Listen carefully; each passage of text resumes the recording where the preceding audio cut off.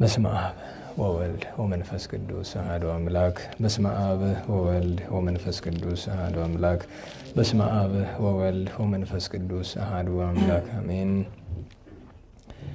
የተባረክ እግዚአብሔር አምላክ እስራኤል ወአምላክ አበዊነ ቅዱሳን ዘተሳሃለነ ወገብረ መድኃኒት ለሕዝበ ዚአሁ ይቅር ያለን ለወገኖቹ ለምእመናን መድኃኒትን ያደረገ የአባቶቻችን አምላክ ቸሩ እግዚአብሔር እስራኤል ፈጣሪ ከዚህ ሰዓት ከዚህ ዕለት ስላደረሰን ስለ ቸርነቱ ስለ መሐሪነቱ ቅዱስ ስሙ የተመሰገነ ይሁን። እንዴት ዋላችሁ? እንዴት ሰነበታችሁ? ቸርነቱ ምሕረቱ ይቅርታው በጎነቱ ለዘላለም የባሕርይ ገንዘብ የሆነ ቸሩ እግዚአብሔር ለአምላክነቱ እንደሚገባ በድጋሚ ስሙ የተመሰገነ ይሁን። ቸሪቱ እመቤታችን ወላዲተ አምላክ እመብርሃን ንጽሕት ቅዱሳኑ ቤተ ክርስቲያኑ ያከበራቸው ሁሉ ዕፀ መስቀሉን ጨምሮ ስማቸው የተመሰገነ ይሁን። እንኳን አደረሳችሁ። ቸሩ አምላካችን ከጻድቃንም ከሰማዕታትም ከአበውም ጸጋ በረከት ለሁላችን የሚያሳትፈን። ያው ዛሬ ወደ ልመና ወደ ጸሎቱ እናተኩራለን። እንደምታውቁት ከሰሞኑ ሀገራችን ላይ በተፈጠረው ነገር ቤተክርስቲያናችን ላይ በተደረገው ነገር የብዙ ሰው ርዕስ ይኸው ነበረ። አንዳንድ ሰይጣን የሰለጠነባቸው ሰዎች ቤተክርስቲያን ላይ የማይገባ ነገር እንደወትሯቸው ሁሉ አደረጉ።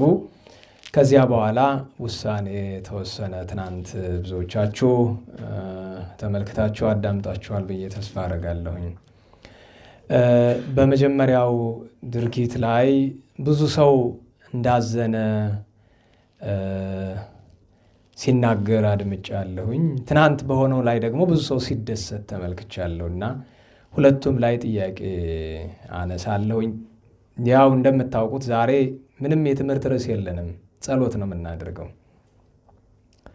ምክንያቱም ብዙ ጊዜ በአናቱ ትምህርትና ተግሳጽ እየተሰጠ የሚጠቀሙበት የተወሰኑ ሰዎች ቢኖሩም እንኳ በዛው ልክ የሚጎዳው የሚከፋው ሰው ስለሚበዛ ልጠይቅና ትንሽ ጥያቄ ከዛ ወደ ጸሎታችን እንሄዳለን። ጸሎተ ምቅና ያቋርጠን ቆይተናልና እስኪ ድጋሚ እኩሉን ጥናት እኩሉን ጸሎት እናደርገዋለን። የመጀመሪያው ትልቁ ጥያቄ ልክ የተፈጠረው ነገር ሲፈጠር አዝናችኋል? ተሰምቷችኋል? ግዴን ለማትመልሱልኝ ለራሳችሁ ንገሩት። ለእኔ ሳይሆን ለራሳችሁ። የእውነት አዝናችኋል? የእውነት ተሰምቷችኋል? ለምን? ቤተ ክርስቲያን ከተደረገው ነገር የከፋ ችግር እንዳለባት ይታወቃል። ለምንድን ነው ይሄኛው መርጦ ያዘንበት ምክንያት ምንድን ነው? ብዙ ሰው የሚላቸው አንድ ነገር ነው። ቤተክርስቲያን ወደ ቤተክርስቲያን ሁለት አይደለም 11ና ከተሸነሸነች ዓመታት አላለፉ። እውነቱን እንነጋገር ከተባለ አሁን ይህን ያደረጉት ሰዎች በብሔር ተዋጽኦ የተሾሙ አይደሉም? ንገሩኝ። ስተቱ አሁን ማድረጋቸውን ወይስ ወትሮውኑ በብሔር ሲሾሙ ነው? አሁንስ ቢሆን ያለን አስተዳደር በብሔር ተዋጽኦ የተሟላ ነው አይደለም? አዝናለሁ። አሁንም ላለማስቀየም ጥረት እያደረግኩ አሁንም የሚያስቀይም ነገር እየተናገርኩ ነው። ግን ሰው ውስጡ ሲቃጠል ምን እንደሚሰማው ብዙዎቻችን አናቅምና እሱን ልተወው። ትናንት የተወሰነ ውሳኔ እውነት ለመናገር በቅዱስ ሲኖዶስ ደረጃ መደረግ ያለበት የመጨረሻው መልካሙ ነገር እሱ ነው። በጣም መልካም ነበረ፣ ግን መፍትሄ አይደለም። ብዙ ሰው አለቀ። በቃ ለ4 ለ5 ቀናት ከጥር 14 ጀምሮ በ14 15 16 17 18 ለአምስቱ ቀናት ሁሉ ርዕሱ ይሄ ነበር አይደል? ጥፋተኞች ተወገዙ። አለቀ። ስለተወገዙ ከስራቸው ያቆማሉ? ሰይጣንን በማውገዝ ማስቆም ትችላላችሁ? ትልቁ ችግር ምን መሰላችሁ? ትናንት የተደረገው የችግሩን ቅርንጫፍ የመመልመል ስራ ነው። እሱም ጥሩ ነው። የችግሩ ስርና ግንድ ግን ማንም ሊያየው አይፈልግም። የችግሩን አንድ ስር ማየት ከፈለጋችሁ በቀላሉ ቅዱስ ሲኖዶስ ውሳኔ ለመስጠት እንዲመቸው ለ3 ቀን ሱባኤ አዟል አይደለም? እስኪ ሱባኤውን እየፈጸማችሁ ያላችሁ እጃችሁን አውጡልኝ። 99% ሱባኤውን ዕቃ ብሎ ያዘው ሰው የለም። ያ ማለት ቅዱስ ሲኖዶስን የሚሰማ ትውልድ የለንም ማለት ነው። አባቶች አዘዋል አላዘዙም? ንገሩኝ። ትእዛዛቸው መፈጸም አለበት የለበትም? ማን የፈጸመው? ማን? ካህናት ሱባኤ ላይ ናችሁ? ይዛችኋል? አይደለም ይቅርና ትዝ ብሏችኋል? የለም። አያችሁ፣ ልክ ችግሩ እንደተፈጠረ የብዙ ሰው መልእክት ወደ እኔ ይመጣ ነበረ። እግዚአብሔር ያጽናህ፣ ያስችልህ፣ ለጥቃቅን ነገሮች ጨጓራህ የሚላጥ ሰው ለዚህማ እንዴት ትሆንስ? በነገራችሁ ላይ የተለየ ብስጭት አልነበረኝም በተፈጠረው ነገር።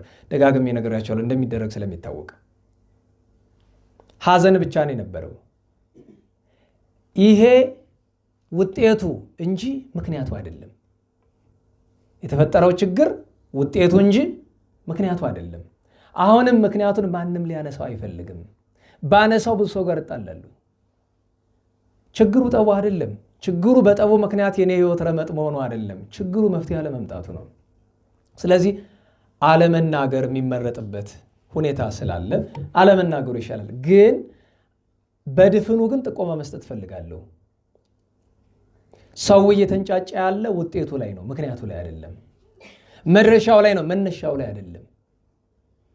የችግሩ ውጤት ላይ ነው፣ ችግሩ ላይ አይደለም እየተነጋገረ ያለው።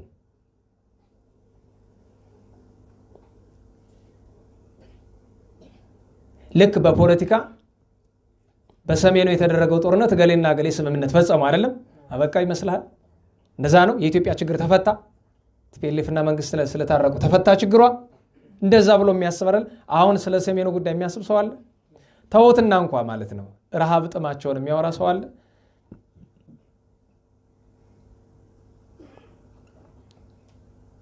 እናስበው፣ አስቡት። ሁለተኛ ነገር ውግዘቱ ጫፍ ላይ ያለውን ቅርንጫፉን ይቆርጠዋል። በጣም ጥሩ ነው እሱ።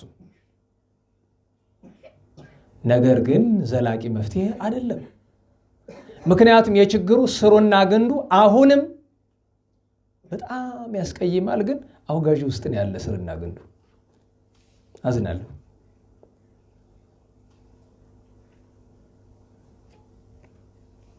ምክንያቱም የተደረገውን ነገር እናውቀዋል። አሁንም ቢሆን ዘላቂ መፍትሄ ለመስጠት እየተሰራ አይደለም።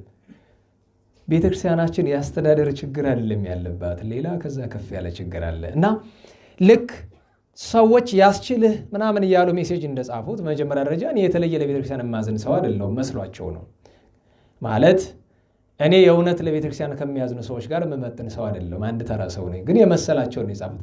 ልክ እንደተፈጸመ ደግሞ ልክ ውግዘቱ እንደተደረሰ ደግሞ እንኳን ደስ አለ የሚል መልእክት። ሁለቱም ብዙም የተገቡ አይደሉም መልእክቶቹ። ምክንያቱም ደስ የሚለኝ የቤተክርስቲያን ችግር ቢፈታ ነው።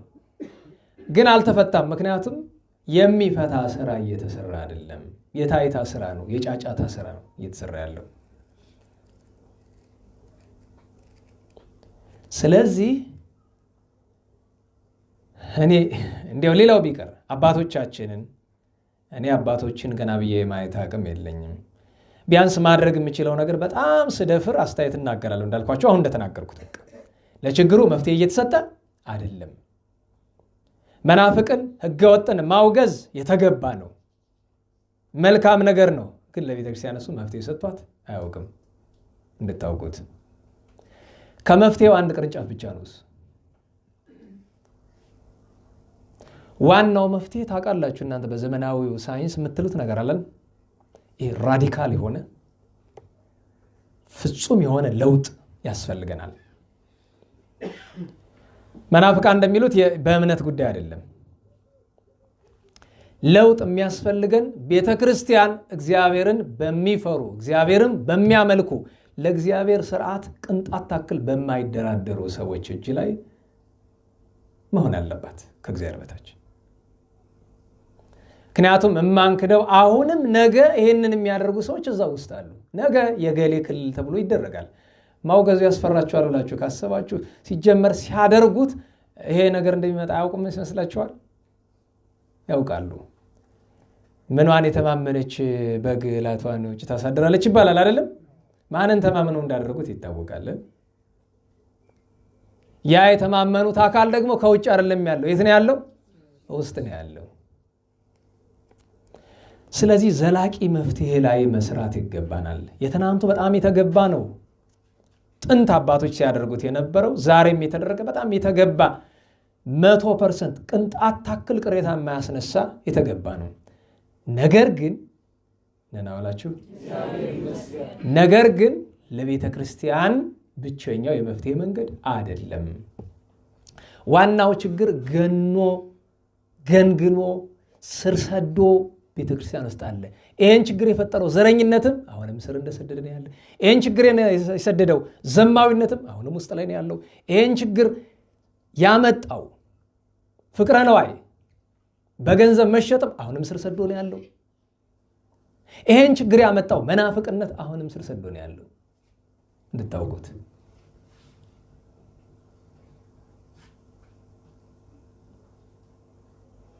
የችግሩ ጫፍ በአንድ በኩል ሲፈነዳ ያችን በመድፈን የሚገኝ ነገር የለም።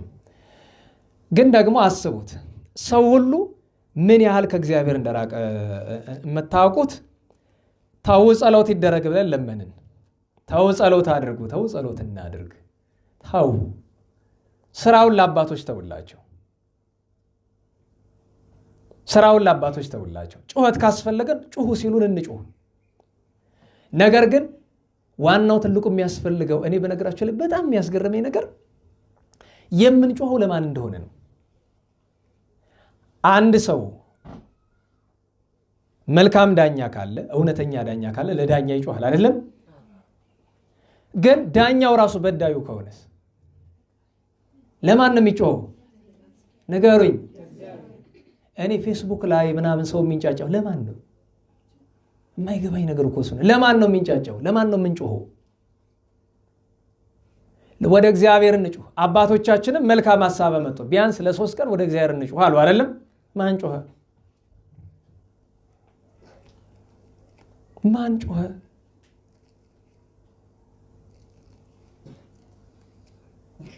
እስኪ ቢያንስ ለጥቂት ደቂቃ እንታዘዝ። አባቶቻችን በእስራኤል ታሪክ እጅግ አስቀያሚና አስከፊ የሚባለው ታሪካቸው መሪውም ህዝቡም እግዚአብሔርን ክደው ጣዖት ያመልኩባቸው ዘመናት ናቸው። ከነዚህ መካከል አንደኛው ከክርስቶስ ልደት 600 ዓመት በፊት ለእስራኤል እንደርሱ ያለ አይነሳም የተባለለት፣ ከዳዊት በኋላ እንደሱ ያለ አይነሳም የተባለለት ቅዱስ ሕዝቅያስ ካረፈ በኋላ አባቶቻችን ወይራ ዶግ ይሆናል፣ ዶግ አመድ ይወልዳል እንደሚባል ዶግ ይወልዳል፣ ዶግ አመድ ይሆናል። በጣም ጥሩ። እንደዛ ሆኖ የእውነተኛ አባቶች ልጆች መሆን ሲገባን አልሆን ብለን የሕዝቅያስ ልጅ ምናሴ ተወለደ። ምናሴ ምንድን ነው ያደረገው? አንደኛ የእግዚአብሔርን ቤተ መቅደስ የጣዖት ማምለኪያ ያደረገው። ሁለተኛ ስለ እግዚአብሔር እውነት የሚናገሩን ኢሳይያስን በእንጨት መጋዝ ሰንጥቆ ገደለው። ሶስተኛ አላረካው ቢል የኃጢአቱ ብዛት ህዝቡን ለጣዖት ማሰገድ አላረካው ቢል የገዛ ልጁን ለጣዖቱ አረደው። ህዝቡ በሙሉ በየመስገጃው ይሄ ምራማታ ኦም ይባላል በየዛፉ በየተራራው ጣዖት እንዲያመልኩ አደረጋቸው። ይህንን ሁሉ ሲያደርግ እግዚአብሔር 50 ዓመት ዝም አለው። ኢትዮጵያ በአደባባይ ወደ ጣዖት አምልኮ የገባችው በ1966 ነው አይደል? 67 ኦፊሻሊ አይደል? እስከ 66 ከነ ጥፋታችንም ቢሆን አምላካችን ማን ነው? እግዚአብሔር ነው ነበረ የሚባለው በይፋ። ደርግ መጣና እግዚአብሔር የሚባል አላውቅም ሎቱ ስብሐት አለ። ከዛ ሀገራችን እግዚአብሔርን አላውቅም ካለች ዘንድሮ ስንት ዓመቷ ነው? 48 ዓመቷ አይደለም? እንግዲህ የምናሴን ኃጢአት ለመሙላት ስንት ይቀረናል? 2 ዓመት ይነጋናል። ምናሴ ግን 50 ዓመት ሙሉ በደለ። እግዚአብሔር ዝም አለው። አስቡት፣ ዝም አለው። ታግሶ ታግሶ ታግሶ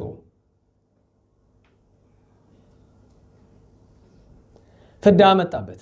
የአሕዛብ ነገስታት መጥተው በብረት ቀፎ አስረው እየገረፉ ወስደው 5 ዓመት ፍዳውን አበሉት።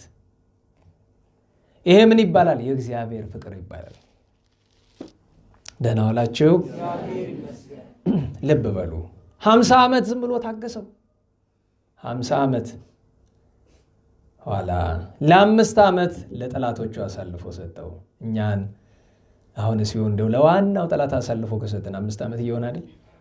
ግን የከፋው ገና ነው። ኋላ 5 ዓመት ሲሰቃይ አንድ ነገር አሰበ። 50 ዓመት የሰራው በደል ሁሉ ታሰበው። እውነተኛው አምላክ እግዚአብሔርን አሰበ። ሁለተኛ ዜና መዋዕል መጽሐፈ ዜና መዋዕል ካልዕ ምዕራፍ 33 ቁጥር 10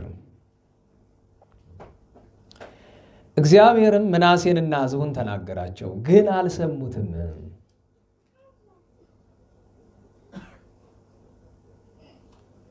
እግዚአብሔርም ምናሴንና ሕዝቡን ተናገራቸው፣ ግን አልሰሙትም። ስለዚህም እግዚአብሔር የአሦርን ንጉሥ ሰራዊት አለቆች አመጣባቸው፣ ምናሴንም በዛንጅር ያዙት። ጋጋ የሚለው ግዕዝ እሱ ነው። ከብረት የሚሰራ በጣም ወፍራም ሰንሰለት በአንገት በእጅ በእግር ጠልቆ እንደ እንስሳ እየተጎተቱ የሚሄዱበት ማለት ነው። በጣም ክፉ አውሬ የሚታሰርበት ነው ዛንጅር። በሰንሰለትም አስረው ወደ ባቢሎን ወሰዱት። በተጨነቀም ጊዜ አምላኩን እግዚአብሔርን ፈለገ ይላል። አሁን እኮ የሚገርመኝ ነገር 50 ዓመት ሙሉ ይህን ሁሉ ኃጢአት የሰራው ምናሴ በተጨነቀ ጊዜ እግዚአብሔር ትዝ አለው። እኛ በተጨነቀን ጊዜ ፌስቡክ ትዝ የሚለን ለምንድን ነው? ጫጫታ ትዝ የሚለን ለምንድን ነው? እኔ ግራ ይገባኛል። ወደ እግዚአብሔር ለማልቀስ የአንዱም ሰው ልብ እንኳን የማይመለስበት ምክንያት ምንድን ነው? በተጨነቀም ጊዜ አምላኩን እግዚአብሔርን ፈለገም፣ በአባቶቹም አምላክ ፊት ሰውነቱን እጅግ አዋረደ ይላል። ይሄ ነው የበደለ ሰው ሁሉ ራሱን ማዋረድ አለበት። ፍጹም ለግል ክብሩ የሚጨነቅ ሰው መቼም ከእግዚአብሔር ጋር አይታረቅም። በድጋሚ ላለው ለግል ክብሩ የሚጨነቅ ሰው መቼም ከእግዚአብሔር ጋር አይታረቅም።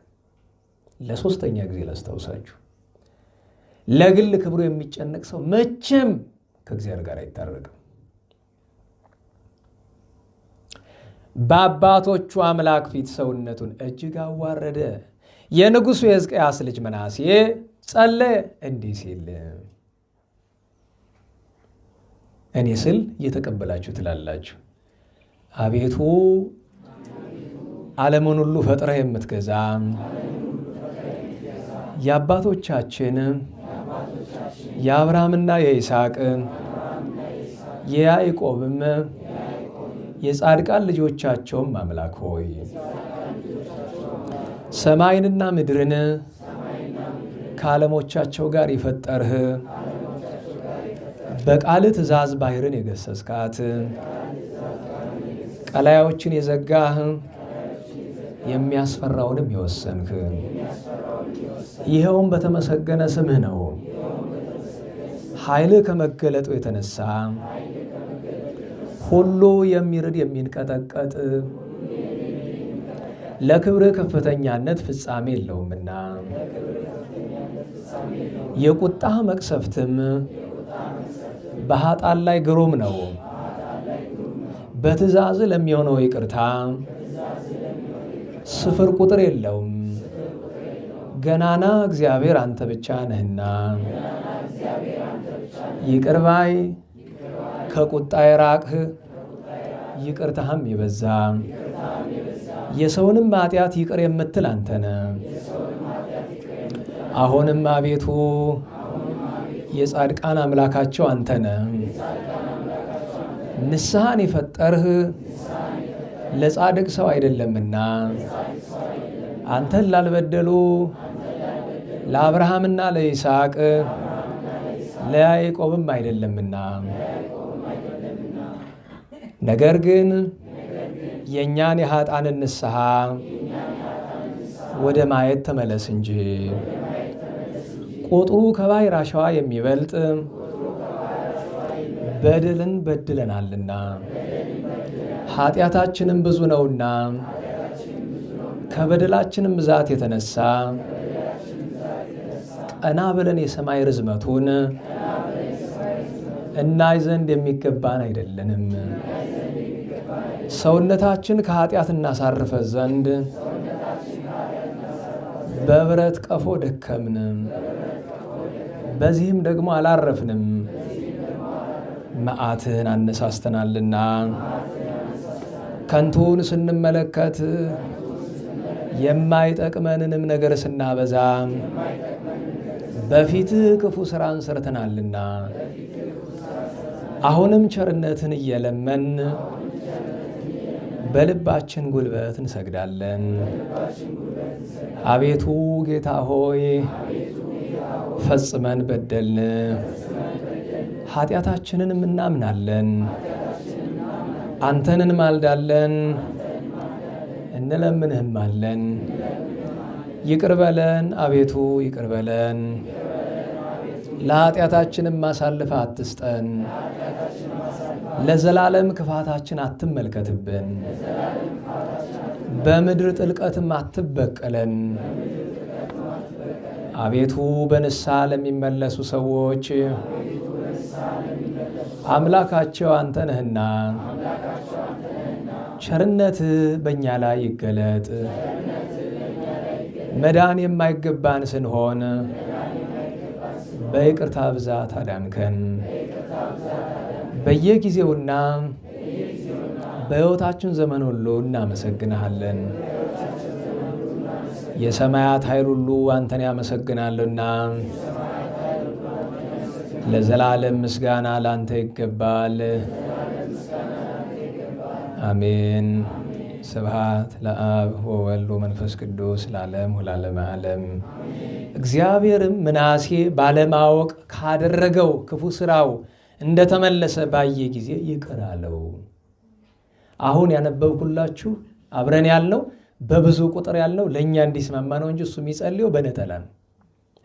እኔ እያለ ነው፣ እኛ እያልን ነው እየጸለይን ያለ ነው። እግዚአብሔርም ምናሴ ባለማወቅ ካደረገው ክፉ ሥራው እንደተመለሰ ባየ ጊዜ፣ ልብ በሉ፣ ባለማወቅ። ዛሬሳ በድፍረት በተለይ ቤተክርስቲያን ውስጥ በተለይ በአገልግሎት ላይ በተለይ በሹም ደረጃ እግዚአብሔር አክብሮ ይሽማቸው። አሁን የተደረገው ነገር ድፍረት አለ። ድፍረት ከመሬት ተነስቶ ጳጳስ መሾም፣ ከመሬት ተነስቶ ራስን ፓትርያርክ ማድረግ ሰይጣናዊነት እኮ ነው። ዲያብሎስ ፍጡር አድርጎ አለቃ አድርጎ ቢያስቀምጠው ማዕረግ ቢሰጠው ምን አለ? ፈጣሪ ነኝ። ጳጳስ ናችሁ ቢሏቸው ፓትርያርክ ነን፣ መነኮሳት ናችሁ ቢሏቸው ኤጲስቆጶሳት ነን ማለት ሰይጣናዊ ስራ ነው። ባለማወቅ የሰራውን ስራ ትቶ እንደተመለሰ ባየ ጊዜ ይቅር አለው። ጸሎቱንም ሰማው፣ ልመናውንም ተቀበለው፣ ወደ መንግስት ወደ ኢየሩሳሌም መለሰው። ምናሴም እርሱ አምላክ እንደሆነ አወቀ ይላል። ስለዚህ አንዱ ጸሎታችን ነው፣ ጸሎተ ምናሴን እንደ ሕዝብ የምንለው ነው። በልባችን ጉልበት እየሰገድን ለኃጢአታችን አሳልፈ አትስጠን። ለኃጢአታችን ተላልፈን ተሰጥተን አይደል? ኃጢአት እንደ ጌጥ የቆጠር ነው፣ ነውር እንደ ጌጥ።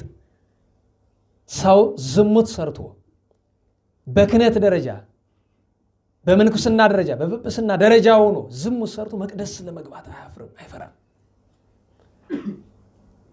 ስንት ነውር ሰርቶ እኔ ገርመኝ፣ ስንት ነውር ሰርተን እንዴት ነው ነገሩ?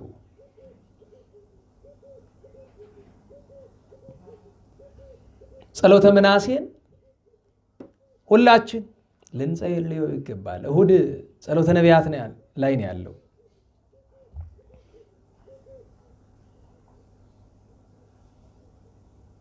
እግዚአብሔር ምናሴን የ50 ዓመት ኃጢአቱን ይቅር ያለበት የጸሎት ክፍል ነው። ወደ ኋላ እንመለስና በጥፍ በፊት ስናጠናው የነበረውን ነገር አንድ ጊዜ እንደ ጥናት አንድ ጊዜ እንደ ጸሎት እንለውና እንግዲህ ቢበቃን መልካም ይሆናል። ልምራችሁ ጥናቱን፣ ጸሎቱን ደግሞ አብረን በኋላ ባንድ ላይ እንላለን። ጸሎተ መቅናይ ታስታውሳላችሁ አይደል? አድኅነነ ሕዝበከ አድኅነነ ሕዝበከ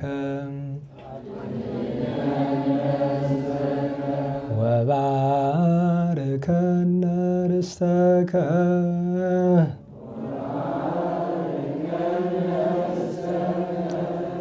ሀበነ ኃይለ ወመዊአ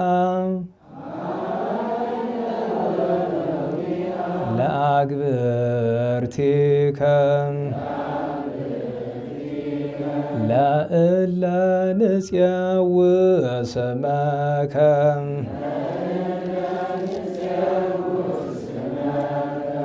ዕቀበነ ውሉደ ሕዝብከ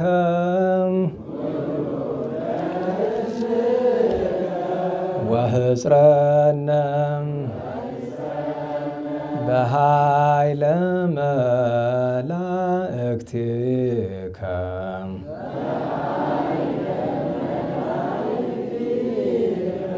ወትረ በኩሉ ጊዜ ወበኩሉ ሰዓት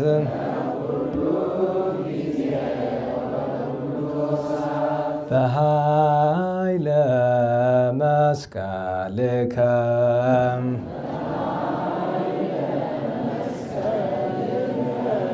ርድአነ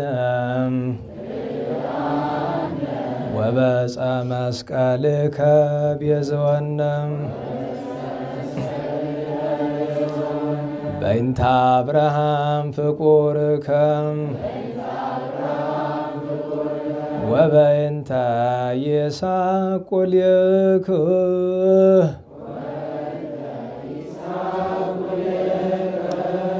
ወበእንተ እስራኤል ቅዱስከ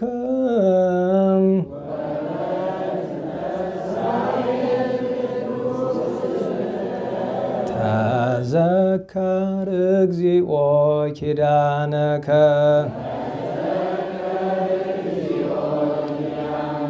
ፍጡነ ፈኖ ሳሄለከ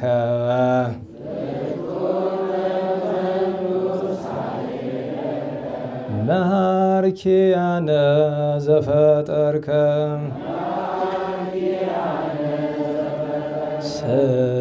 ስረይም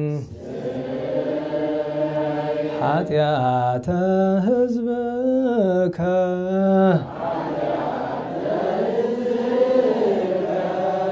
ወመሃር ተግባረከ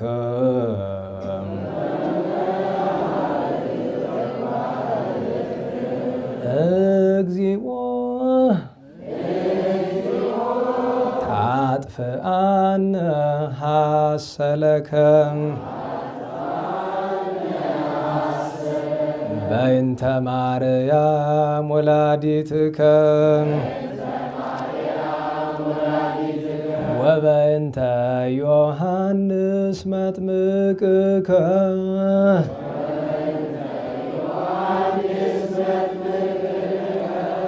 ወበእንተ ኩሎሙ ቅዱሳኒከ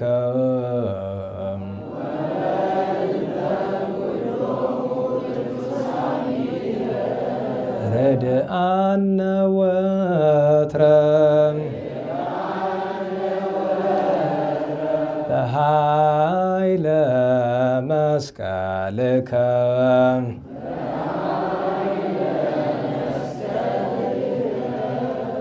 ኢታስተኀፍረነ እግዚኦ በቅድሜከ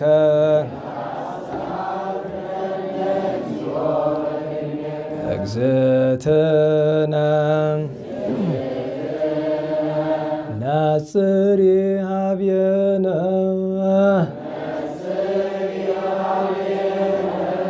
ጸልዪ ለነ ለደቂቅኪ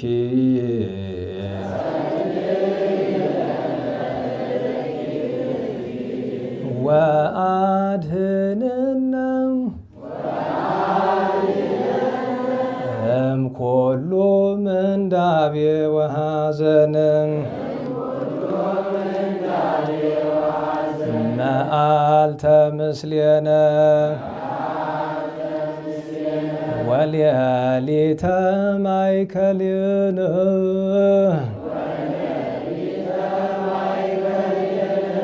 አንተ እግዚኦ ኢትራቅ እምኔነ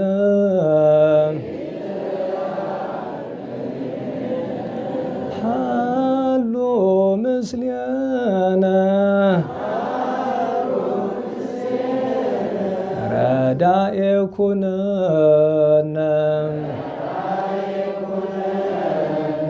ኢትግድፈነ ወኢትመንነነ አምላከ ሰላም ተራድአነ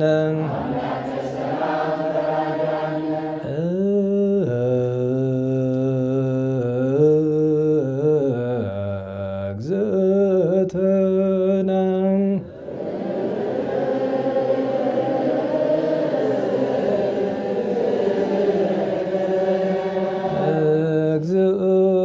እግዝእትነ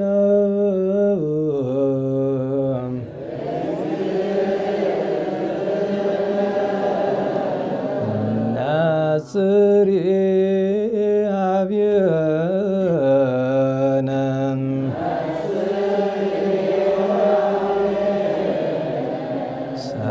ሰላመ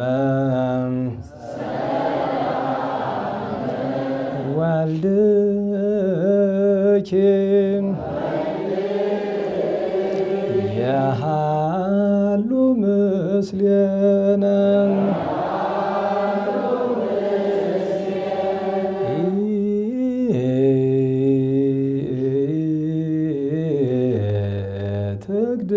ኢትግድፈነ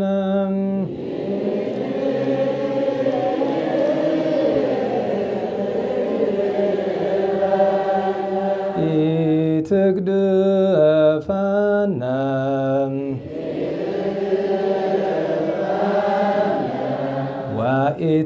ወኢትመንነነ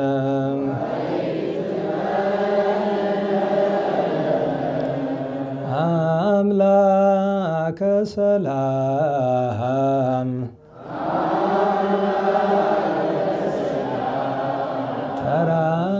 ተራድአነ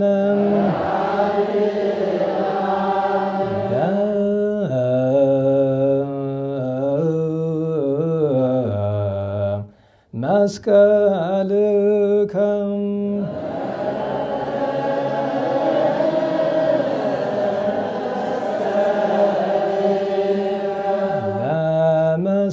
በመስቀልከ ባርከነ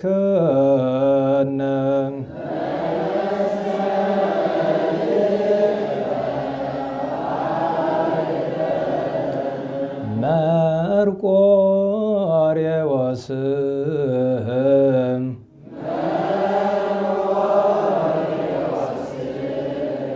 አበ ኩልነ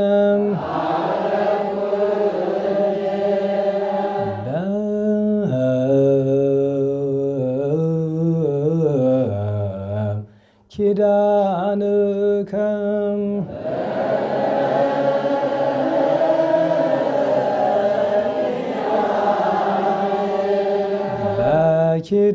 በኪዳንከ ተማህፀነ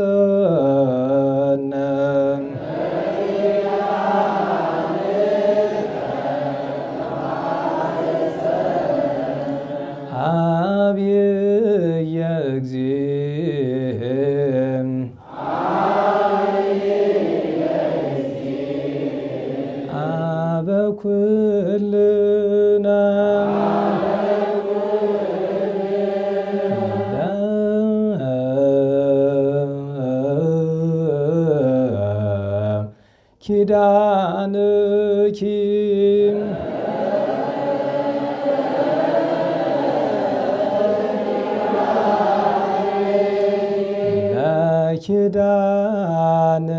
ለኪዳንኪ ተማኅፀነ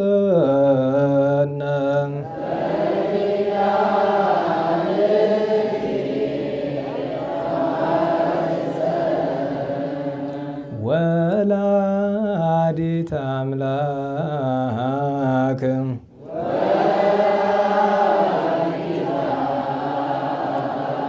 እመ ኩልነ ቸር መድኃኔዓለም አምላካችን በእመቤታችን አማላጅነት በቅዱሳን ጸሎት በቸርነቱ ይማረን። ያው ማስታወሻ ከዚህ በፊት ነግሬያችኋለሁ። በኪዳንከ በሚለው ከጻድቃንም ከሰማዕታትም ከነቢያትም ከሐዋርያትም በነጠላም በብዙም በኪዳንክሙ በመስቀልክሙ እያሉ ማስገባት ይቻላል። ለዕፀ መስቀል ሲሆን ብቻ ይለውጣል። በኪዳንከ ተማኅፀነ ዕፀ መስቀል ሞገሰ ኩልነ ብሎ አበኩልነ በሚለው ፋንታ ማለት ነው።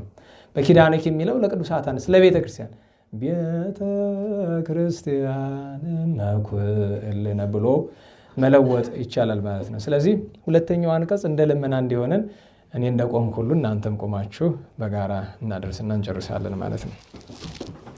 ያው ለማስታወስ ያክል ነው እንድናጠና ያደረኩት እንጂ ወትሮኑ አንድ ጊዜ ብቻ እንጸልየው ነበር። በቸሩ መድኃኔዓለም በቸሪቱም አምላክ ባከበራቸው ቅዱሳን በቅድስት ቤተ ክርስቲያን ስም አብረን እንበል።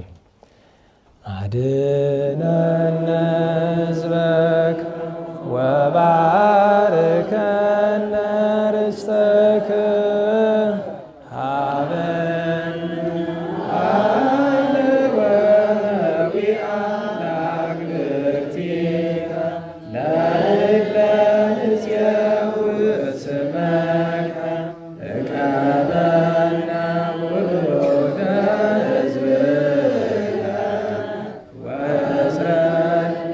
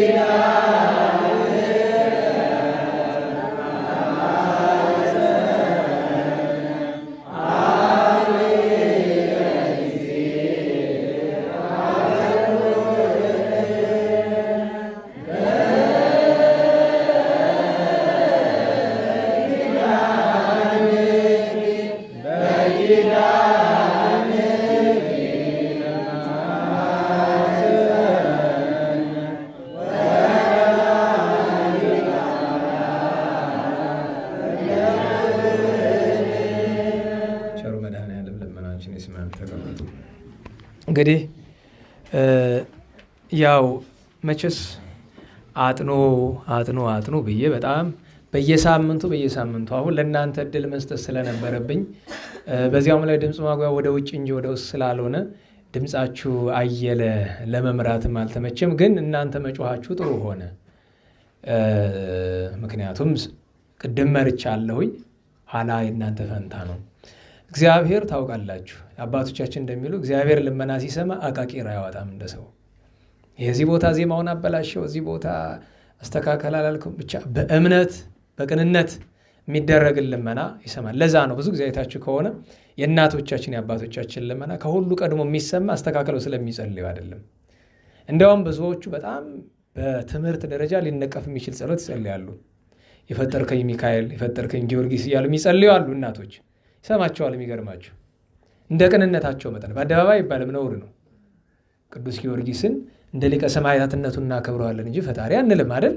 እዛ የለንም። ግን ተራቀን እንለምናለን እንጸልያለን ከምንል ሰው ላይ አቃቂር ከምናወጣ ማይሌት ላይ ማንጸናጸል ሰበረበት እያለ አቃቂር ከሚመለከት ለመደነቅ ድምፅ ማጉያ ካልያዘ ጸሎት ማድረስ የማይሆንለት አስቡት። እንደዚህ ከምናደርግ ከኛ ይልቅ የእናቶቻችን ልመና ቀድሞ የሚሰማበት ምክንያት እሱ ነው።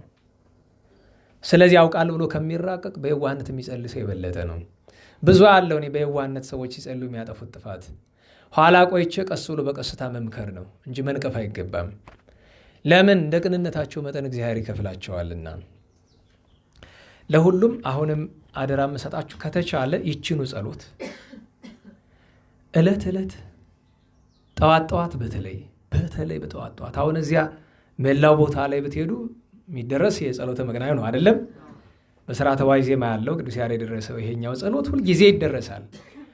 ጠዋት ሁልጊዜ ይደረሳል። ግን ከዛ መሄድ የሚቻለው ከዛ ሄዶ የማይቻለው ከቤቱ ሆኖ በዘርም አጥኑት። በዜማ ብቻ ሳይሆን በዘር ወይ ደግሞ ጻፉት። በደንብ ጉልህ አድርጋችሁ ጻፉትና የጸሎት መጽሐፍ መካከል አስገቡት።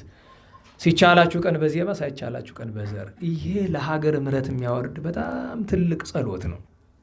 አድኅነነ ሕዝበከ ፍጹም የምህላ ጸሎት ነው እና አባቶቻችን እንግዲህ ለ3 ቀን ልመና ብለው አዘው የለ እንዲያው ስራዬ ብሎ የሚፈጽመው ሰው የለምና እንግዲህ እስኪ እኛ እንሞክረው ብዬ ነው። ለሁሉም ጸሎተ ምናሴንና ይህንን የምቅናይ ጸሎት ይዘን እግዚአብሔር እንድንለምነው አደራላችኋለሁ። መቼም ቅድም ስለ ምናሴ ነግሬያችኋለሁ። ምናሴ መጨረሻ ላይ ምን እንደሆነ ብታውቁ ያው እግዚአብሔር ልመናውን ተቀብሎ በእስራኤል ከነገሱ ወይም በይሁዳ ከነገሱ መልካም 6 ነገስታት መካከል በ5ኛ ደረጃ ተቀምጧል። አንደኛው ቅዱስ ዳዊት ነው። 2ኛ ሰሎሞን ነው። 3ኛው ሕዝቅያስ ነው። 4ኛው ኢዮስያስ ነው። 5ኛው ምናሴ ነው። 6ኛው ዘሩባቤል ነው። ነገር ግን ህዝቡን በጣም ክፉ ልማዳ ስለምሏቸው ነበርና ሊሰሙት አልቻሉም። እንዲህ ይላል። ወደ መጨረሻ ያለው ላንብብላችሁ። ምን እንዳደረገ ይነግረናል። ቁጥር 27 ጀምሮ ከዚህ በኋላ በዳዊት ከተማ በስተውጭ ከግዮን ሲባል የኛው ግዮን አይደለም፣ መካከለኛው ምስራቅ ላይ ግዮን አለ። ሌላ ግዮን የሚባል ስፍራ አለ። ከግዮን ሰሜናዊ ምዕራብ በሸለቆ ውስጥ እስከ አሳ በር መግቢያ ድረስ ቅጥር ሰራ። ቅጥሩን የሰራ ያው ጠላት ለመከላከል ነው። እስከ ኦፌልም አዞረበት፣ እጅግም ከፍ አደረገው። በተመሸጉትም በይሁዳ ከተሞች ሁሉ የጭፍራ አለቆችን አኖረ። እንግዶችንም አማልክትና ጣዖቶችንም ከእግዚአብሔር ቤት አራቀ። ታውቃላችሁ፣ በዚህ ዘመን በቤተ እግዚአብሔር በእግዚአብሔር ቤት ላይ ጣዖት ቆሟል። ጣዖቱም እንደሆነ ታውቃላችሁ፣ እኛ ነን። መቼስ ድንጋይ አናመልክም አይደል? እንጨት አናመልክም፣ ዛፍ አናመልክም። እያመለክን ያለን ማን ነው? ራሳችንን። ገብታችኋል? በቤተ መቅደሱ ጣዖት ቆሟል። ማን? እንደ ጣዖት የሆነ ሰው ቆሟል። ዘረኛ፣ ዘማዊ፣ ሌባ፣ እግዚአብሔርን እገዳደራለሁ ሚል ባለጌ፣ ክፉ፣ ነውርን ጌጥ ያደረገ ሰው ይሄ ምን ይባላል? ጣዖት ማለት እሱ ነው። ቤተ ክርስቲያን ቤተ ቅድሳት ናት። በቤተ ክርስቲያን የሚኖር አንደኛ ታቦተ እግዚአብሔር ከመንበሩ ጋር፣ ሁለተኛ ቀሪ ነዋያተ ቅድሳት ማይፈዱ፣ ዕርፈ መስቀሉ፣ ጻሕሉ፣ አውዱ፣ ጽናው፣ መሶበ ወርቁ፣ መቋሚያው፣ ከበሮ፣ ጸናጽሉ በአጠቃላይ ንዋያተ ቅድሳት። ሁለተኛ ቤተክርስቲያን ውስጥ አንደኛ ትልቁ ክቡር ነገር ታቦተ እግዚአብሔር ነው። ቀጥሎ ከዕፀ መስቀሉ ጀምሮ ያሉ ንዋያተ ቅድሳት። ሶስተኛ በቤተ መቅደስ ወይም በቤተ እግዚአብሔር መቀመጥ ያለባቸው ሰዎች ናቸው። ምን አይነት ሰዎች? የተቀደሱ ሰዎች እና ለመቀደስ የሚሹ ሰዎች። ደህና ዋላችሁ። ቤተ ክርስቲያን ቤተ ቅድሳት ናት ማለት በነገራችሁ ላይ አንድ ሰው የተቀደሰ የሚባል ማን ሲያድርበት ነው? እግዚአብሔር ምን ስለሆነ? ቅዱስ ስለሆነ። ስለዚህ ቅዱስ እግዚአብሔር ያደረበት ሰው ነው መግባት ያለበት አይደለም። እንደገና ደግሞ መቀደስ የሚፈልግ ኃጢአቱን አምኖ በደሉን አምኖ በትህትና ከሁለት ውጭ ቤተክርስቲያን ማንም ሰው ሊገባ አይፈቀድለትም። ለዛ ነው ቅድም ታስታውሳላችሁ የችግሩን ቅርንጫፍ መቁረጥ ላይ ነው ያለነው። ራሳቸው ጣዖት ነው ቤተክርስቲያንን እያወደሟት ያሉ ሰዎች ከቤተክርስቲያን መነቀል አለባቸው። እነዚህኞች ተወግዘው እንደተነቀሉት ሌሎችም መነቀል አለባቸው። ንስሐ መግባት የሚጸጸት የሚፈልግ ካለ ግድ የለም፣ ግን አውቆ ያጠፋ ሰው አይመለስም። ለምን ብትሉ ካወገዙ በኋላ ማስተማርም ይቻላል። አሁን ለምሳሌ እነዚህ ወደ 28 ሰዎች ተወግዘዋል አይደለም? 3ቱ ሻሚዎችና 25ቱ ተሿሚዎች 26ኛው ስህተታቸውን አምነው ተመልሰው ይቅርታ ስለጠየቁ አልተካተቱም በውግዘቱ። 28 ሰው ተወግዟል።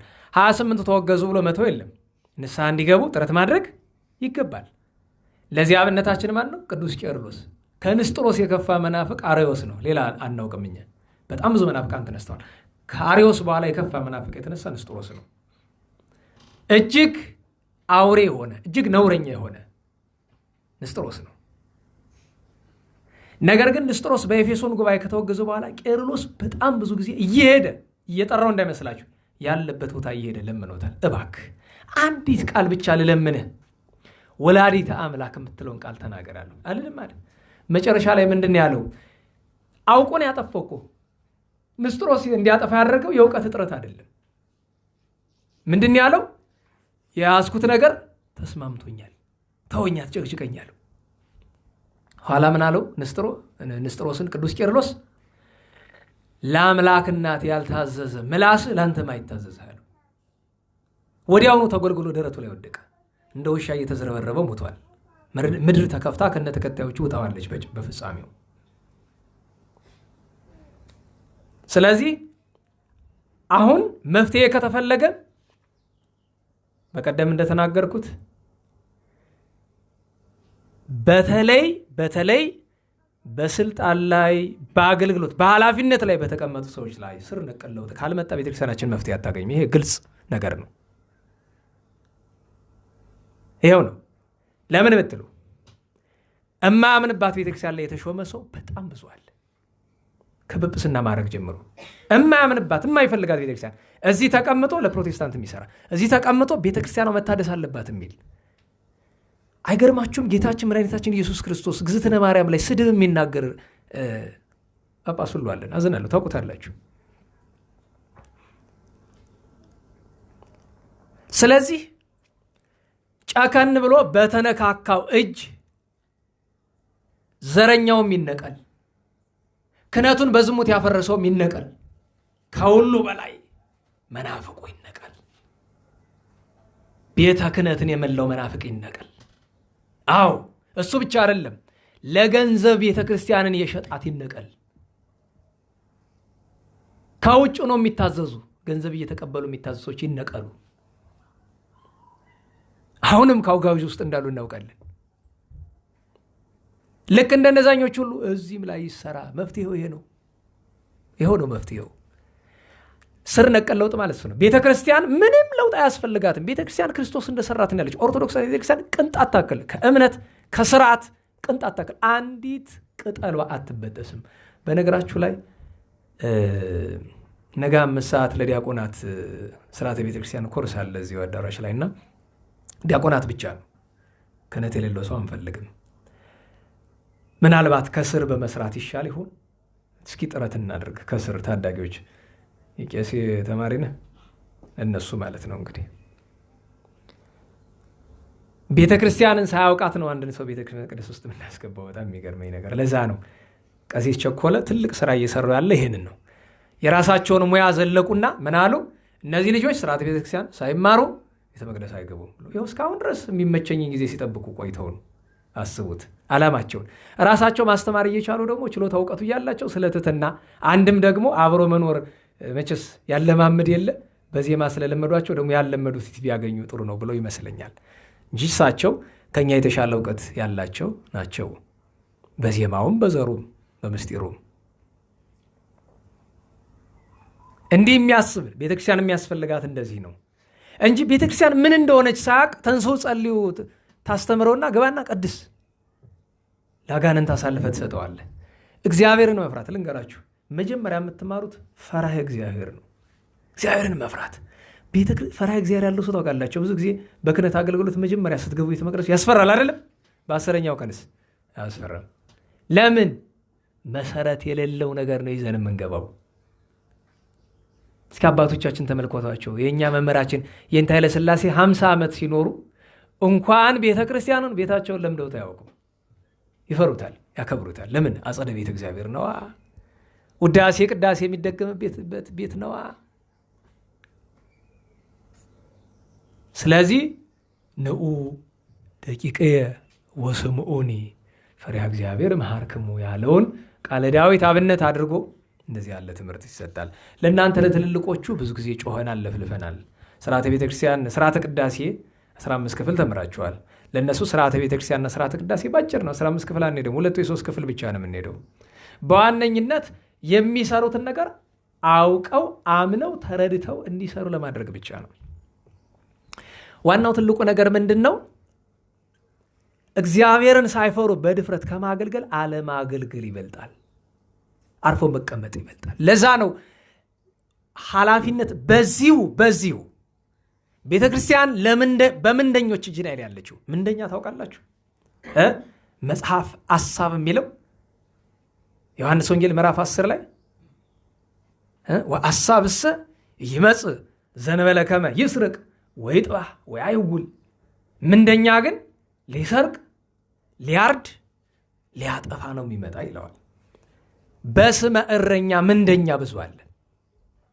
ስለዚህ ይሄ ነገር አውቃለሁ። አሁን ዛሬ የሚገርማችሁ መድኃኔዓለም ቸሩ ይመሰክራል። ቸሪቱም አምላክ ምስክር ናት።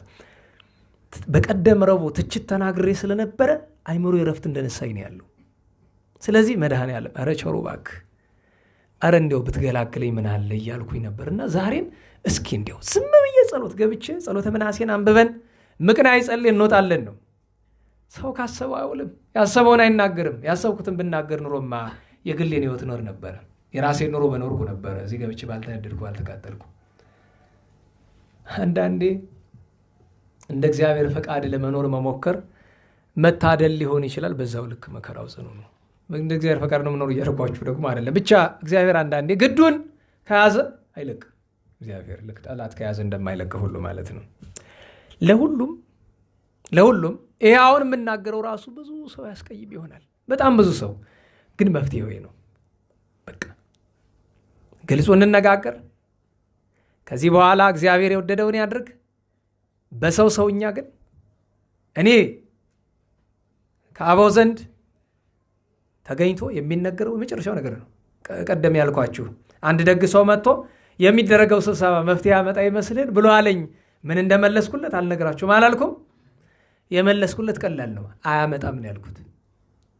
ሳቀ። ምን ነው አልኩት። አይ ገብቶኛል ነገሩ። ለምን ቢባል ችግሩን ከስሩ ከመንቀል ይልቅ ጫፍ ቅጠሉን በመቁረጥ የሚገኝ ምንም መፍትሄ የለም። ቅጠል ቢቆረጥ ቅጠል ይበቅላል። ቅርንጫፍ ቢቆረጥ እንዲያውም አንዳንዱ አንድ ሆኖ የነበረው ሲቆረጥ 3 ሆኖ ይበቅላል። ችግርን ከስሩ ነው መንቀል። ነናዋላችሁ ምንፍቅናን ከስሩ ነው መንቀል። ሲሞናዊነትን፣ ገንዘብ ወዳድነትን፣ ይሄ ምንደኝነትን ከስሩ ነው መልቀል። ዘረኝነትን ከስሩ ነው መልቀል። አንድ እውነት ልንገራችሁ፣ ሰው ቅር ይለው ይችላል። ቤተ ክርስቲያን በአንድ ጳጳስ 1600 ዓመት ኖራለች። ምን ለማለት ነው? መናፍቁን ምንደኛውን ጠራርገ ብታስወጣው 10 አባቶች ቢቀሩ በቂዎቻችን ናቸው። ገብተዋል? እንዴት ዋላችሁ? በነገራችሁ ላይ ጳጳስ ከላይ ሆኖ ይመራል፣ ያስተምራል፣ ይጸልያል። እንጂ በእያንዳንዱ ቤት እየዞረ ያስተምራል? በእያንዳንዱ ጉባኤ እየዞረ ያስተምራል? እንዴት ብሎ ይችላል? አንድ ቀበሌ እንኳን ብትሰጡት አይችልም። በምን አቅሙ? በየትኛው ጊዜው? ቤተ ክርስቲያናችን 1600 ዓመት በልምላሜ ኖሮች በአንድ ጳጳስ ነው። ይህ ቁጥር ጉዳይ ያሳስብ 80-90 ስለሆነ አይደለም። 80-90 ያላቸው ግብጾች ተጠቅመዋል፣ እናውቃለን። ከዛም በላይ ከ100 በላይ ያላቸው ተጠቅመዋል። ለምን? ብዙ ምንደኛ የላቸው። ስለዚህ እሱ ብቻ አይደለም። ከዛ ቀጥሎ መዋቅሩ በሙሉ ጠቅላይ ቤተ ክህነት በለው፣ ሊቃውንቱ ጉባኤ በለው፣ ሀገረ ስብከት ሁሉም ይጽዳ። መጀመሪያውኑ አይምሮ ካላቸው ራሳቸውን ያዙ። የመጀመሪያው ትልቁ ነገር ታውቃላችኋል፣ በዓለማዊ ደረጃ ምን ይባላል? ሪዛይን ማድረግ ይባላል አይደል? ከኃላፊነት መልቀቅ። እኔ አልመጥንም ብሎ መልቀቅ ይቻላል እኮ። ወደ ምንኩስና መመለስ ትችላል። ሰው ገሃነመ እሳትን ከፈራ፣ ሲኦልን ከፈራ፣ እንዲሁ ሌላው ይተውት፣ እንዲሁ ለቤተ ክርስቲያን አይዘን፣ ገሃነመ እሳትን ከፈራ ኃላፊነቱን መልቀቅ አለበት። በዛ የሚገባው ቦታ ይሾምበት። የሆነው መፍትሄው ይህንን መለፈልፈው እኔ በሆንም ሐሳቡ ግን ከእግዚአብሔር ዘንድ የመጣ ነው፣ በመጻሕፍት ያለ ነው። ምክንያቱም ምንደኛውን እረኛ አድርገህ እንዳትሾም መጽሐፍ ተናግሯል። እውነተኛ እረኛ ማለት ለመንጋው ራሱን አሳልፎ የሚሰጥ ነው እንጂ በትንቢተ ሕዝቅኤል ምዕራፍ 34 እንዳለው እየሸለተ ያረደ የሚበላ አይደለም። ስለዚህ ይህንን አደራ እንላለን። ይህንን የሚሰሙ ሰዎች ይበሳጩ ይሆናል፣ ያፈቀዳቸውን ሊሉ ይችላሉ። እንግዲህ እኔም አላስችልኝ ብሏል። መድረክ በወጣሁ ቁጥር ከምናገረው ነገር እነሱን ከሚያበሳጫቸው በላይ ለእኔ በጣም በሽታ ነው።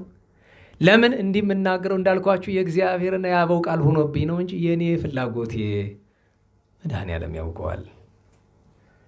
ከዚህ የምገላገልበትን ቀን ቢቀር እንኳ በጥሪም ቢሆን በጣም ያጓጓል። ለምን ብትሉ ሰው የራሱን ኃጢአት መሸከም እኮ ከባድ ነው። አታውቀውም?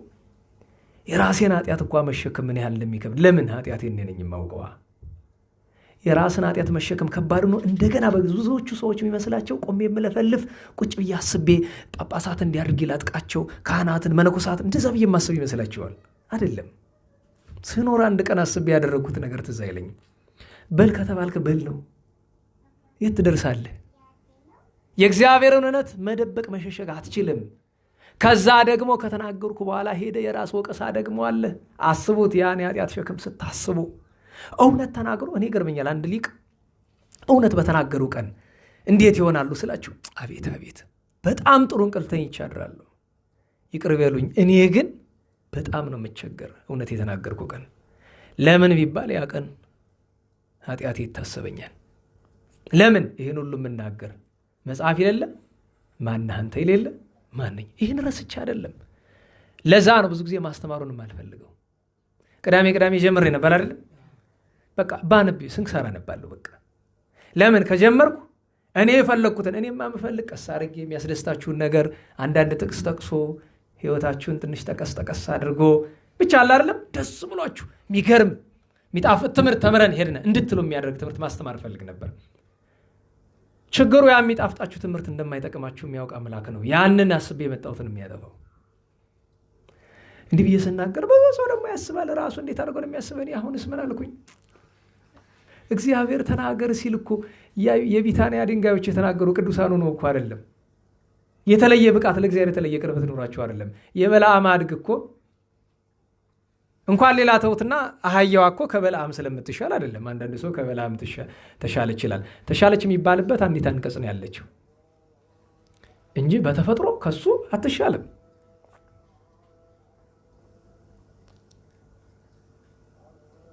እና እንዲያው በእውነቱ ግን መፍትሄውን ሳልናገር እንደምን ይሆን በሚል ነው ዛሬ ጻድቁ አባታችን አቡነ ያፍቅረነ እግዚእ ዓመታዊ የዕረፍት በዓላቸው ነው። ከሰባት ከዋክብት አንዱ ናቸው። ሰባት ከዋክብት የሚባሉ አቡነ ሳሙኤል እና አቡነ ያሳይን የመሰሉ ናቸው።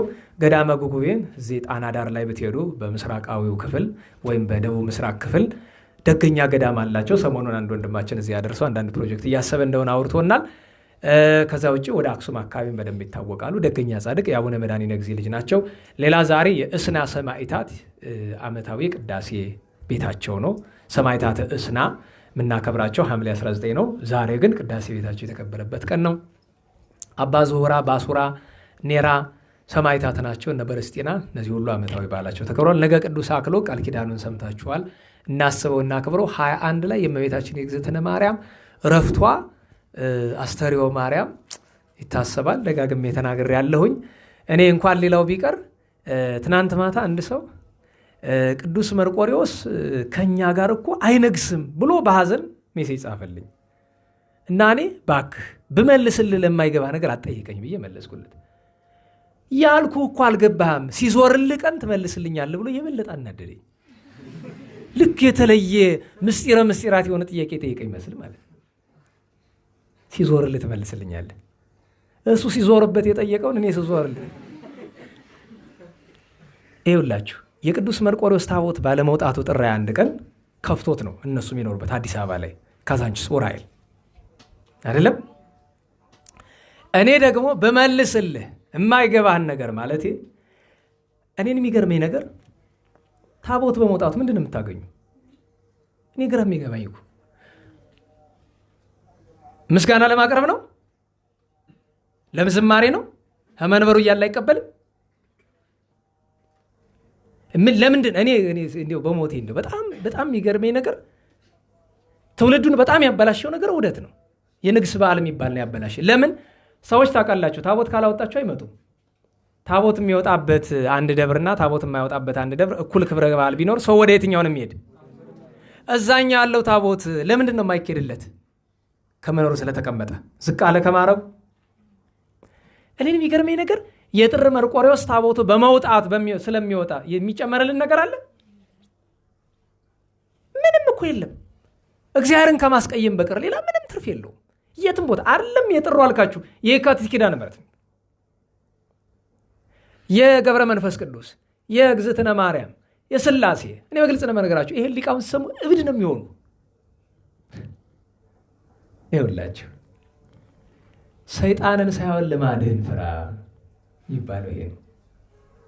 ምን ፍለጋ እንደሚወጣ ነው የማይገባ። እኔ ትልቁ ጥያቄ ምን ፍለጋ ነው የሚወጣው? ከምዕመናን ጋር እንዲጋፋ የሚፈረድበት ምንድን ነው ምክንያቱ?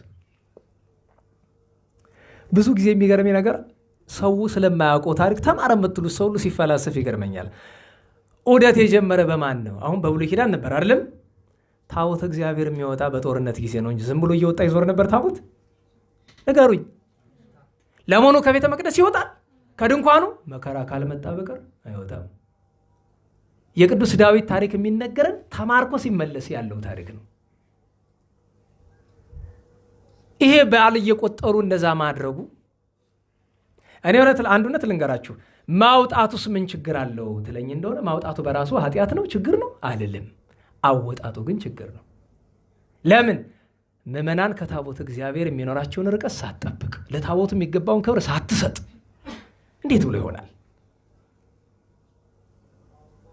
ብዙዎች የሚጠቅሱት ማን ነው? አፄ ገብረ መስቀል። አፄ ገብረ መስቀል ቅዱስ ያሬድና አቡነ አረጋዊ የእመቤታችን ቤተክርስቲያን ደብረ ዳሞ ላይ ስትባረክ ጻድቁ ሲባርኩ ቅዱስ ያሬድ ሲዘምር ቤተክርስቲያኗን ለመባረክ ብለው ዑደት አደረጉ። በዛ ቆመ። ከዛ በኋላ እስኪ የተጻፈ ታሪክ አምጣልኝ፣ እስኪ አምጣልኝ የተጻፈ ታሪክ። በተለይ እስከ ሸዋ መንግስት ድረስ እስኪ አምጣልኝ የተጻፈ ታሪክ። እስከ 14ኛው መቶ ክፍለ ዘመን ድረስ ታቦት አውጥቶ ቤተክርስቲያን እንደዚህ በየበዓል እየቆጠሩ አባቶቻችን ነገስታት ምንድነው የሚያደርጉ? የድንኳን ታቦት አላቸው አይደለም? ጦርነት ሲሄዱ መንገድ ሲወጡ ይዘዋቸው የሚሄዱ ካህናተ ደብተራ የሚለው ሲመጣ በዛ ምክንያት ነው። ካህናተ ደብተራ ይባላሉ። እየዞሩ ከድንኳን ቤተክርስቲያን ጋር የሚያገለግሉት ማለት ናቸው። አሁን ይህን ስላችሁ ብዙ ሰው እኔ አሁን ይሄን ይዘው ደግሞ ለስድብ የሚነሳሳ ማስፋል። እኔ ታቦት እግዚአብሔር አይውጣ አይደለም፣ መውጣቱ ግን ከጥቅሙ ይልቅ ጉዳቱ እያመዘነ ነው። ጉዳቱ እያመዘነ ነው። እና ይሄንን ነው ብነግራችሁ አይገባችሁም። ለምን ቢባል ለምሳሌ አዲስ አበባ ቅዱስ መርቆሬዎስ ቤተክርስቲያን አለ አይደለም? የዓመት መሆኑ የሚታወቀው ታቦት ሲወጣ ከሆነ አዝናለሁ። የዓመት መሆኑን አውቆ ማክበር አይቻልም? ቅዳሴው አይበቃም? ኪዳኑ ታምሩ ዑደት ካስፈለገ መስቀል ይዞ አይዞርም? ጽና ወንጌል ይዞ አይዞርም? እሱ ብቻ አይደለም። አንድ እውነት ልንገራችሁ። ጥር መርቆሬዎስ እናንተ እንደ ብርቅ የዛሬ 3 ዓመት 4 ዓመት ነው አይደል የጀመራችሁት? ከዛ በፊት የዓመት መሆኑን እናንተ አታውቁ ይሆናል፣ አላውቅም፣ ታውቁም ይሆናል። ግን ጥር መርቆሬዎስን እድሜ ልካችን የዓመት ክብረ በዓል ሆነን ስናከብረው ኖረን። እንዴት ነው የምናከብረው? በጸሎት፣ በስብሃት፣ በውዳሴ፣ በማስቀደስ፣ ምጽዋት በመስጠት። ቅዱስ መርቆሬዎስ ከዚህ በላይ ምን ይፈልጋል? ታቦቴን አውጥተህ ይዘህ ዙርልኝ አይል። በነገራችሁ ላይ እየተናገርኩ ያለው ስለ ደብሩ አይደለም። ይሄን ደግሞ የሚሰማ ሰው ስለ ደብሩ ይመስላል። አይደለም። ያን ትቻለሁ፣ መጀመሪያ ተናግራ አሁን ትቻለሁ። እሱን አይደለም ማውረድ የፈቀዳችሁን ብታደርጉት እሱን ትቻለሁኝ። እንደ ወትሮ ሁሉ ተቃውሞዬን ለመግለጥ አልገኝም። የታወቀ ነው። ስህተትነቱን ለመግለጥ አልገኝም። ግን አስቡ እናስብ፣ አስተውሉ እናስተውል። በድጋሚ ላለው ታቦተ እግዚአብሔርን አውጥቶ ማዞር ኃጢአት ነው፣ ስህተት ነው አላልኩም። አደራረጉ ግን ስህተት ነው። አደራረጉ ግን ስህተት ነው። ለታቦተ እግዚአብሔር ክብር እየሰጠን አይደለም። የቤተ መቅደሱን እንነጋገር ወገኖቼ። ብዙም አታውቁት ነገር አለ።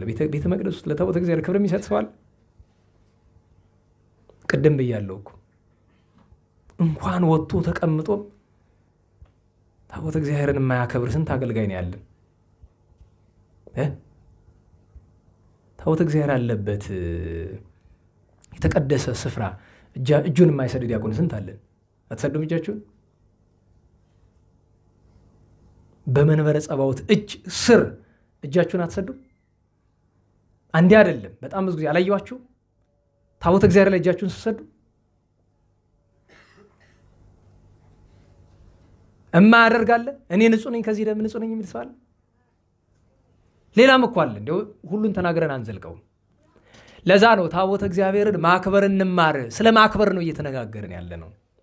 መጀመሪያ ባለበት ቦታውን ማክበር ካልተማርን ወጥቶማ እንዴት ብለን ታውቃላችኋል? እየተከተለ የታቦት መጎናጸፊያውን እያነሳ የሚተሻሽ ምዕመን ፈጥረናል እኮ። የታቦት መጎናጸፊያ ሄዶ በእጁ የሚዳስ እኔ ልንገራችሁ። አንድ ቀን ታቦተ እግዚአብሔር ሊወጣ ከኋላ ካህኑ ተሸክሞ መቆማቸውን አላየውም። ታቦቱን አይደለም አካላቸውን የነካሁት። ከምን እንደወጣ አላቅም። ወጥቶ የለበለበኝ እሳት ቤተ መቅደስ ውስጥ እዚሁ ነው። ታዲያ ለምንድን ነው እኛ እንደዚህ ያላደረገ ካላችሁ አላቅም። እኔ እንግዲህ ሆይ ፍጹም ኃጢአተኛ ስለሆንኩ ጨርሼ እንዳልጠፋ ይሆናል። እንግዲህ ደግሞ ግን አላየሁትም። አውቄ አይደለም። ካህኑን ነው ታቦቱን አይደለም የነካው የተሸከመውን ካህን። እና ለሁሉም እንድናስተውል ነው። እግዚአብሔር አምላካችን በቸርነቱ ማስተዋሉን ያድለን። የእመቤታችን በዓል አክብረን ጸጋ ዋጋ ለመውረስ ያብቃን። የታላቁ አብሳዲን ጸጋ ለመውረስ ያብቃን። ስብሐት ለእግዚአብሔር ልዑል ወለወላዲቱ ድንግል ወለመስቀሉ ክቡር ጻሳይል አሜን።